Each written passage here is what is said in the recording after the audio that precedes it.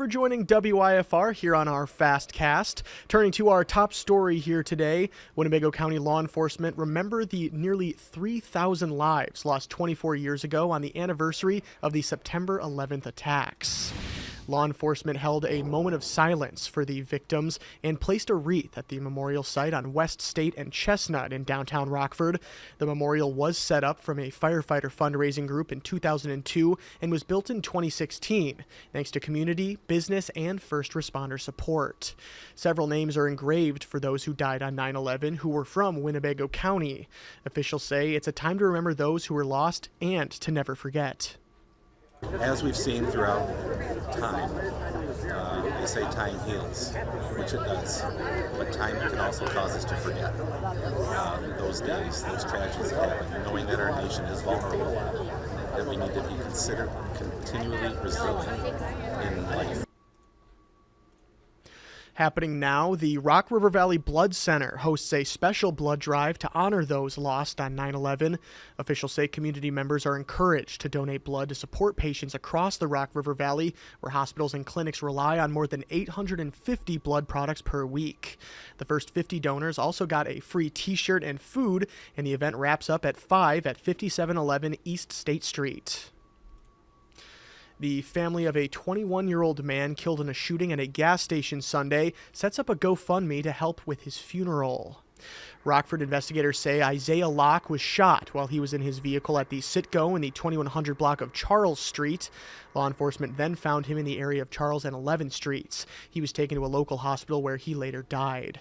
Family members described Locke as a beloved son, brother, nephew, uncle, and a friend. A 77-year-old man is dead and an 82-year-old woman is hurt after a car crash Tuesday afternoon. Joe Davis deputies say Beverly Van Dyke Clairsch was driving with an SUV with William Clairsch on West Long Hollow Road in Galena.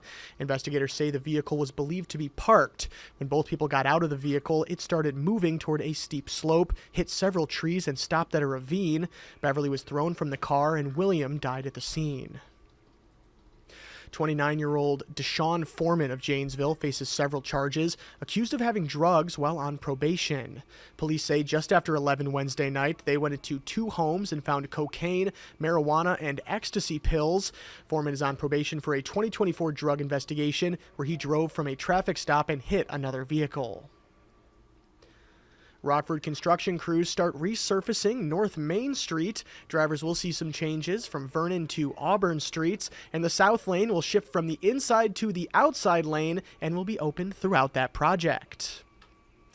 And we're shifting from the fall-like temperatures that we had here last week to a little bit of scorching heat here this weekend. Let's take a quick look at our 7-day forecast. So, taking a look at things out there, you can see for our high today, we've got a high of 83 degrees. We're going to warm up about 3 degrees here on our Friday there to 86 degrees for our high. And then, man, oh man, take a look at those weekend temperatures. If that doesn't feel like summer, I don't know what does. We've got a 20% chance of rain on Saturday, but other than that, we're just barely missing that 90-degree mark. We've got a high of 89 on our Saturday, and we've got a high of 91 on our Sunday. Just kind of one of those days where you just really wish that maybe all the pools weren't closed down here just yet.